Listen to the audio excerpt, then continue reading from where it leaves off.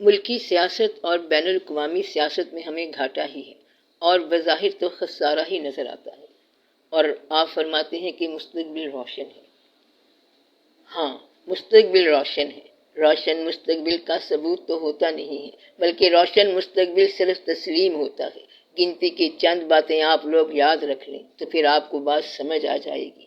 پہلی بات تو یہ ہے کہ کوئی ایسا دور زندگی میں نہیں آئے گا کہ اچھائی کا راستہ بند ہو جائے یا برائی کا راستہ بند ہو جائے۔ اچھے آدمی کے لیے اچھا راستہ ہر وقت اویلیبل ہوتا ہے، اور برے آدمی کے لیے برا راستہ اویلیبل ہوتا ہے، اور برائی کا راستہ بند بھی ہو سکتا ہے اگر نیکی چاہے تو، لیکن نیکی کا راستہ بند نہیں ہو سکتا۔ جن لوگوں نے فیصلہ کر لیا نحن انصار اللہ، ہم اللہ کے معاون ہیں، خادم ہیں، ان لوگوں کا راستہ رک نہیں سکتا۔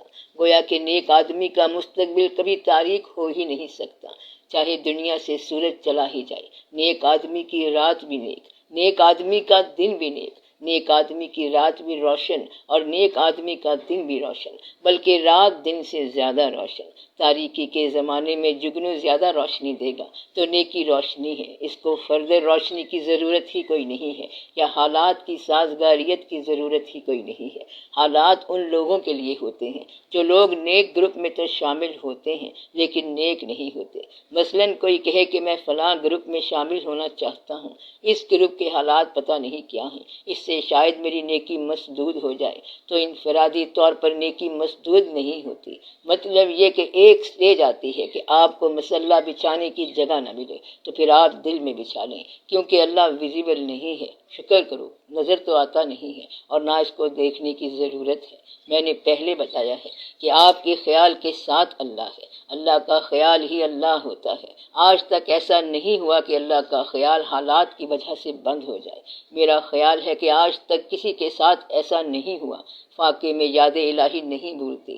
کوئی مر جائے تو پتہ ہے کیا کہتے ہیں کہ اللہ کی مرضی ہو گئی۔ یہ کوئی نہیں کہے گا کہ صحت خراب ہو گئی یا یہ ہو گیا، بلکہ اس کو اللہ کے پاس پہنچا دیتے ہیں۔ اللہ کی حد قبرستان سے شروع ہوتی ہے، تو اللہ کا علاقہ تو کبھی ختم نہیں ہوتا۔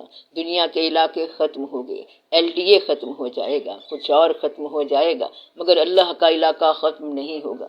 ہندو کے دور میں ختم نہیں ہوگا، کافر کے زمانے میں بھی ختم نہیں ہوگا۔ لہذا نیک لوگوں کے لیے، مومن مسلمانوں کے لیے روشن مستقبل ہے۔ یاد الہی محدود زندگی کے اندر آپ کو چاہیے۔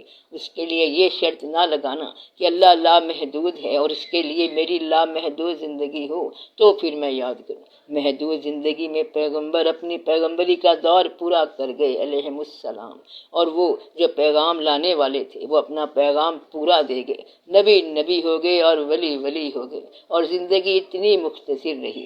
میرا خیال ہے کہ کسی ولی کی تعریف میں یہ نہیں کہا جا سکتا کہ ہی لیوڈ اے لانگ لائف، یعنی وہ ولی تھے اس لیے وہ 90 سال رہے، تو یہ ولایت کا ثبوت نہیں ہے۔ ولایت کا ثبوت کیا ہے کہ مختصر زندگی جتنی بھی ہے اس کے اندر کسی زمانے میں ان کو یاد الہی میں غافل نہیں پایا گیا، کسی زمانے میں ان کو اللہ کی رحمت سے مایوس نہیں دیکھا گیا، اور کسی زمانے میں رخ ان کا غلط نہیں ہوا۔ یہ تو آپ نے نہیں دیکھا کہ وہ زمانے کون سے تھے، دوپہر کا زمانہ تھا کہ رات کا زمانہ تھا، برسات کا تھا کہ بہار کا۔ اللہ والا جو ہے وہ اللہ والا رہتا ہے، کیونکہ اللہ اسی کے خیال کے ساتھ ہے۔ خیال جو ہے وہ اس نے قائم رکھا ہوا ہے، اس لیے اللہ جو ہے مکمل طور پر ان کے ساتھ ہے۔ اور اللہ کے ساتھ مشاہدوں کی حد کہاں سے شروع ہوتی ہے؟ مرنے کے بعد۔ اس لیے جب کچھ لوگ کہتے ہیں کہ میں زندگی میں دیکھنا چاہتا ہوں، تو پھر بزرگ کہتے ہیں کہ تو زندگی میں مر جا۔ کہتے ہیں کہ قبرستان سے اس کی حد شروع ہوگی، مگر وہ کہتا ہے کہ میں قبرستان کو نہیں مانتا، مجھے ابھی چاہیے، تو وہ کہتے ہیں کہ ایک طریقہ ہے کہ تو زندگی میں مر جا۔ کہتا ہے کہ زندگی میں ہم کیسے مر سکتے ہیں؟ آپ بتاؤ تو صحیح، مرنے کے بعد کیا ہوتا ہے؟ مرنے کے بعد نہ رشتہ داروں کا وزٹ کیا جاتا ہے، نہ دعوتیں قبول ہوتی ہیں، نہ الیکشن کمپین ہوتی ہے، نہ تقریر ہوتی ہے۔ آپ اس زندگی میں الیکشن کمپین بند کر دو، تقریریں بند کر دو، اور رشتہ داروں کے پاس جانا بند کر دو۔ مر جانے والا ایک خیال میں پڑا ہوتا ہے تو تم بھی ایک خیال میں پڑ جاؤ۔ مرنے والے کو کھانے پینے کا کوئی فکر نہیں ہوتا، تو آپ بھی کھانے پینے کا کبھی فکر نہ کرو۔ کہتا ہے کہ کھانے پینے کا فکر نہ کریں تو پھر مر ہی جائیں گے۔ کہتا ہے کہ مر تو پہلے ہی گئے ہیں، آپ اب کیا کھانا ہے؟ آپ نے مرنے کا پروگرام بنایا ہے، لہٰذا مرنے سے پہلے مرنے کا فارمولہ جو ہے وہاں سے اللہ کی حد شروع ہوتی ہے۔ جب تک پوری بات کا پتہ نہ چلے تو بندہ پریشان ہو جاتا ہے۔ اب وہ کہتا ہے کہ میں کھاؤں گا کیسے؟ اب یہ یاد رکھنا چاہیے کہ جسم کی طاقت جو ہے یہ کھانے سے نہیں ہے، طاقت اللہ کے حکم سے ہے۔ کھا کھا کے لوگ کمزور ہو گئے، کھا کھا کے مر گئے، مگر طاقت نہ آئی۔ طاقت بہرحال اللہ کے امر سے ہے۔ کون سا امر ہوتا ہے کہ کھانا طاقت بن جاتا ہے؟ یہ اللہ کو پتا ہے۔ لہٰذا جب اللہ کو قادر مان لیا تو قادر سے محبت قدرت کا جلوہ ہے۔ اب آپ نے قدرت کا جلوہ دیکھنا ہے یا حالات کے جلوے دیکھنے ہیں؟ یہ ایک پوائنٹ یاد رکھنے والا ہے کہ قدرت کا جلوہ دیکھنے والے حالات کی زد میں نہیں ہوتے۔ ان کے لیے حالات کیا شے ہیں؟ حالات کا جو تھپیڑا ہے آیا ہے اور گیا ہے۔ اگر آپ کو خوشی دے دی جائے اور آپ کا محبوب کوئی عزیز، چلو دوست ہی لے لو، بہت پیارا دوست ہے، اس کے بارے میں کوئی کہے کہ ہم آپ کو 50,000 روپے دے دیتے ہیں اور دوست آپ کا مار دیتے ہیں، تو آپ کیا کہیں گے؟ نہیں، جدائی قبول نہیں ہے۔ حالانکہ آپ گلہ کر رہے تھے کہ آپ کے پاس پیسہ نہیں ہے، اب پیسہ آپ کو دیتے ہیں۔ اگر کوئی آپ کے بچے لے جائے خدا نخواستہ اور آپ کو 2 کروڑ روپیہ دے جائے تو آپ کہیں گے کہ ہمیں 2 کروڑ نہیں چاہیے، ہمیں بچے چاہیے۔ اس کا مطلب یہ ہے کہ محبت کی بقا چاہیے، حالات کی فراوانی نہیں چاہیے۔ اللہ سے اگر محبت ہو جائے تو پھر آپ کو کیا چاہیے؟ یہ محبت دے کر آپ کون سے حالات مانگتے ہو اور محبت کے لیے کون سے وسیلے ضروری ہیں؟ آپ بولو، کیا اللہ سے محبت کے لیے پیسے ہونے چاہیے، سفید کپڑے ہونے چاہیے، کالی شلواریں ہونی چاہیے، پیلا رومال ہونا چاہیے؟ نہیں۔ آپ یہ کہیں کہ محبت اس کی مہربانی ہے اور وہ محبت کرا دے تو محبت ہوگی، اس کے لیے حالات کی بات نہیں ہے۔ اب جو شخص محبت کو حالات سے شروع کرتا ہے تو وہ شخص تو محبت سے پہلے ہی محروم ہو گیا، کیونکہ محبت نے آپ کو حالات سے غافل کرنا تھا اور آپ حالات لے کے محبت کی طرف چلے آئے۔ ہم اللہ سے محبت کرنے آئے ہیں اور پہلے یہ کام کرتے ہیں کہ پیسے جیب میں ہیں کہ نہیں ہیں، بلکہ پیسے ہاتھ میں رکھو، کیونکہ اللہ کی طرف جانے والے پیسے ہاتھ سے گم کر بیٹھتے ہیں۔ اس طرح تو آپ اللہ سے محبت نہیں کر سکتے۔ اللہ کے پاس جانے والا جو ہے وہ تو حالات کو چھوڑ کر گیا ہے۔ حالات کا گلہ کہاں پر ہوتا ہے؟ جب اللہ کی یاد سے غافل ہوتا ہے۔ حالات کا کارساز آپ نے کسے مانا؟ اللہ کو۔ اور آپ کدھر جا رہے ہو؟ اللہ کے پاس۔ جب اس نے کام الٹا پلٹا کر دیا تو پھر کام ٹھیک ہو گیا۔ جب اللہ نے کیا ہے تو ٹھیک ہے اور جو تم نے کیا ہے وہ غلط ہو سکتا ہے۔ لہٰذا جب اللہ کو کارساز مانو تو اسی کو کارسازی کرنے دو، تم اس کی طرف راضی ہو کر چلتے جاؤ، پھر حالات ٹھیک ہیں، مستقبل ٹھیک ہے۔ مستقبل کس کا ٹھیک ہے؟ ٹھیک کا ٹھیک ہے۔ اچھے کا مستقبل اچھا ہوتا ہے اور برے کا مستقبل برا ہوتا ہے۔ یہی تو ہمارے ایمان کا آغاز ہوا کہ کافروں نے کہا کہ دیکھو ہم امیر لوگ ہیں، آپ لوگ ہمارے راستے پہ چلو، ہم آپ کو مال دیتے ہیں۔ آپ صلی اللہ علیہ وآلہ وسلم نے فرمایا کہ ایک ہاتھ پر سونے کا پہاڑ رکھ دو اور دوسرے ہاتھ پر چاندی کا پہاڑ رکھ دو، سورج رکھ دو، ستارے رکھ دو، چاند رکھ دو، یہ تو ہو نہیں سکتا کہ ہم چھوڑیں، کیونکہ ہم کارساز کے راستے پر جا رہے ہیں۔ تم کار کی بات کر رہے ہو، کام یا کار کی بات کا ہم نے کیا کرنا؟ ہم تو کارساز کے راستے پر جا رہے ہیں، وہاں ہمیں اس بات کو سوچنے کی ضرورت نہیں کہ وہ ہمیں کس حال میں رکھے۔ لہٰذا اللہ کی محبت جو ہے وہ ہمیں جس حال میں رکھے، راضی رہنے کا نام ہے، گلے کا نام ہی نہیں ہے۔ آپ بات سمجھ رہے ہیں؟ کیا سمجھے؟ یہ کہ انسان راضی رہے، چاہے اللہ جس حال میں رکھے، یہ اس کی رضا ہے۔ اب خطرہ اس کو کوئی نہیں ہے، خطرہ صرف ایک چیز کا ہوتا ہے کہ اللہ کی یاد سے میں غافل نہ ہو جاؤں۔ جو غافل ہے وہ حالات کی زد میں ہے اور جو یاد میں ہے اس کے حالات صحیح ہو گئے۔ ایک بات تو یہ ہو گئی۔ دوسری بات یہ ہوتی ہے کہ جب یہ دیکھا جائے کہ آپ کے خیال کے مطابق ایک ایسا وقت آ رہا ہے جس سے اسلام ختم ہو جانا ہے، خدا نخواستہ اگر یہ تمہیں سمجھ آ جائے کہ اسلام ختم ہونے کے قریب آ گیا ہے تو سمجھو کہ ختم نہیں ہونا، کیونکہ اللہ نے ختم ہونے نہیں دینا۔ بڑے بڑے لوگ آئے، بڑے بڑے واقعات ہوئے، اسلام کے لشکر کے کل 2 آدمی رہ گئے، لگتا تھا اب اس کے بعد اسلام ختم ہو جائے گا، مگر یہ نہیں ہوا۔ میں نے آپ کو پہلے بھی مثال بتائی ہے کہ جب حضور پاک صلی اللہ علیہ وآلہ وسلم غار میں تشریف رکھتے تھے تو عین اسی مقام پر وہ قافلہ پہنچ گیا جو آپ صلی اللہ علیہ وسلم کی تلاش میں آیا تھا، تو ایک مکڑی کے جالی نے سارا کھیل بنا دیا۔ اگر وہیں خدا نہ خواستہ ملاقات ہو جاتی تو اسلام ختم ہو گیا تھا۔ تو اسلام ختم نہیں ہو سکتا، کہیں مکڑی کا جالا آ جاتا ہے، کہیں کوئی واقعہ ہو جاتا ہے، کہیں کوئی اور واقعہ ہو جاتا ہے۔ اگر اسلام ختم ہوتا تو کب کا ختم ہو چکا ہوتا۔ نہ اسلام ختم ہوا اور نہ اس نے ختم کیا، لہٰذا یہ بات ثابت ہوئی کہ اللہ تعالیٰ نے اسلام کو ختم نہیں کرنا، تو مسلمان ختم کیسے ہوگا؟ مسلمان بھی قائم ہے، اور اگر عقیدے کے ساتھ اس کی موت ہے تو شہادت ہے، عقیدے کے علاوہ موت ہے تو مسلمان ہی نہیں ہے، لہٰذا مسلمان تو مرتا نہیں ہے، مسلمان تو مسلمان ہی ہے۔ جب آپ کو یہ سمجھ آ جائے کہ اب دشمن کا لشکر مسلمانوں سے ہٹ کے کعبے کی طرف حملہ کرنے جا رہا ہے، تو پھر آرام سے بیٹھ جاؤ، اب تماشا دیکھو۔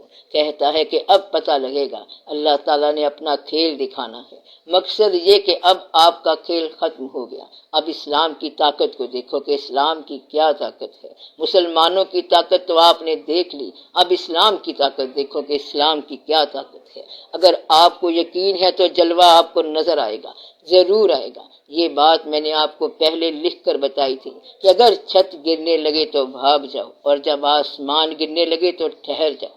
جب آسمان گرتا نظر آ رہا ہے کہ اب انتہا ہو گئی ہے اور خانہ کعبہ کے قریب دشمن کی طاقتیں پہنچ گئی ہیں، تو اب ٹھہر جاؤ، اب بھاگنے کی کوئی ضرورت نہیں ہے۔ انہوں نے ٹھیک کہا تھا کہ ہماری چابیاں ہمارے حوالے کرو، ہمارے اونٹ ہمارے حوالے کرو، پھر کعبہ جانے اور کعبے کا محافظ جانے۔